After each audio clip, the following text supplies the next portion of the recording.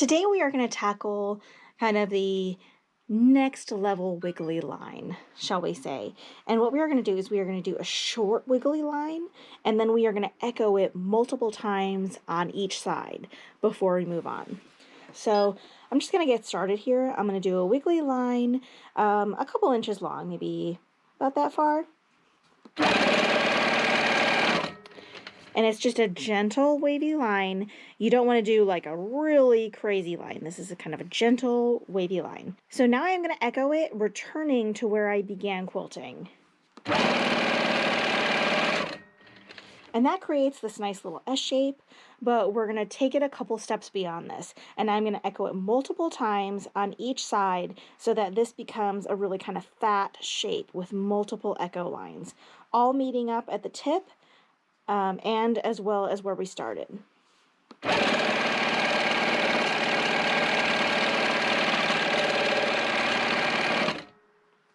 So now that I have this about as wide as it is tall, I'm going to move on and do another wavy line in a different direction.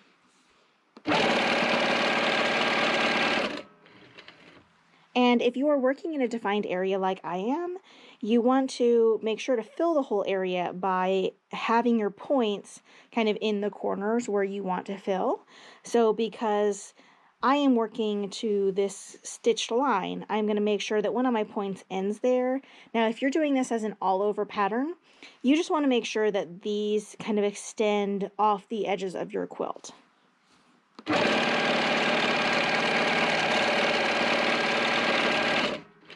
And you can see I am doing multiple echoes on one side and then doing an echo on the other side. You can quilt this however is most comfortable to you. If you'd rather do one on the left side and then one on the right side, go ahead and do that.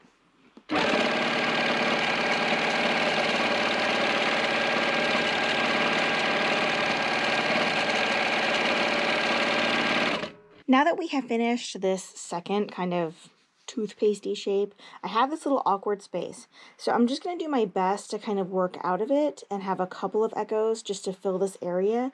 And then we'll start on kind of the next pass of wiggly echo lines.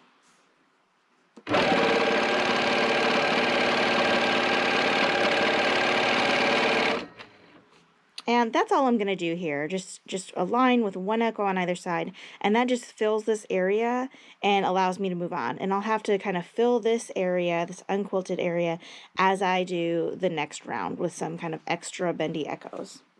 So now that I'm here, I'm going to work backwards, maybe do a wiggly line and end up somewhere around here. And I'm planning ahead because I want all of my echoed lines to kind of converge.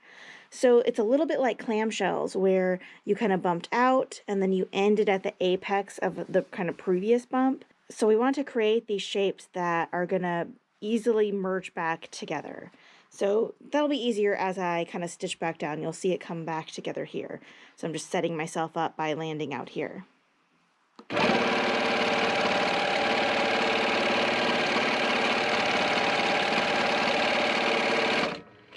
So now I have this little weird space here.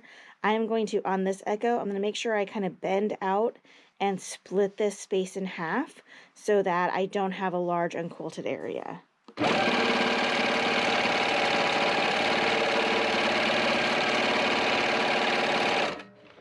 So now I have this one done. Now I'm going to make a wiggly line that ends back at this kind of convergence.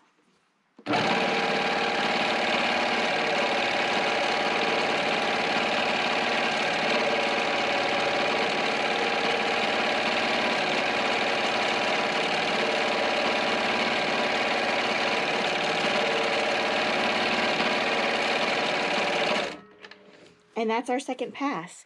Now we're going to do the same thing we did on the first row, kind of that same pattern. We are, if you think of how we're setting this up, we have a point here and a point here and a point here and at the corners.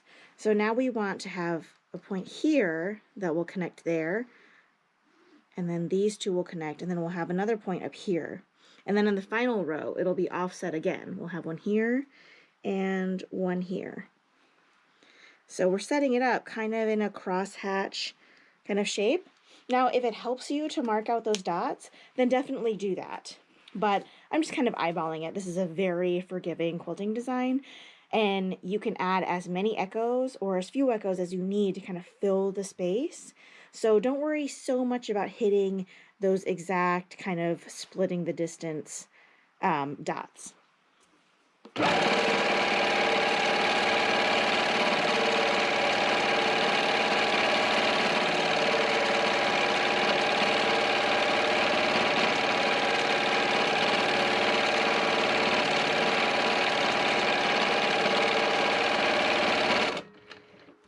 Now I do have this little unquilted area right there, and you are going to have like little spaces between the unquilted areas. If it was any bigger than this, I would probably try to squeeze an echo in, but that's fine for me. So I'm going to leave that and move on.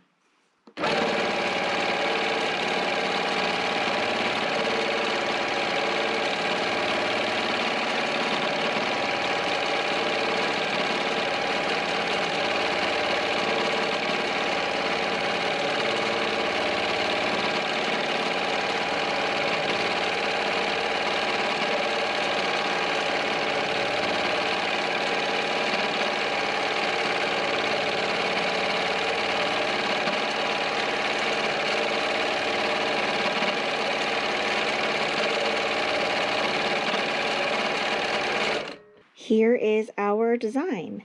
Now, I love the texture that this gives. I think these kind of dense areas where all the lines come together give this pattern a lot of dimension. This would look awesome with a really puffy batting underneath so that there was like a lot of puff in the more unquilted areas, and the difference between kind of the puff and this really dense area would make this seem even more dimensional than just the quilting lines. Now this is a pretty thick cotton batting that I'm using, but I'm thinking like a wool, or if you like to use kind of the fluffier poly battings, this would be a great option that would give you a lot of dimension. So I hope you like it. This is, I mean, they're all kind of my favorites. I think I say this is one of my favorite designs at the end of almost every video, but I really do enjoy this. It goes pretty quickly. It's a nice way to add free motion quilting that still has some kind of structure by following kind of a offset grid shape. So I just think it's a really nice option, and I hope you enjoy it.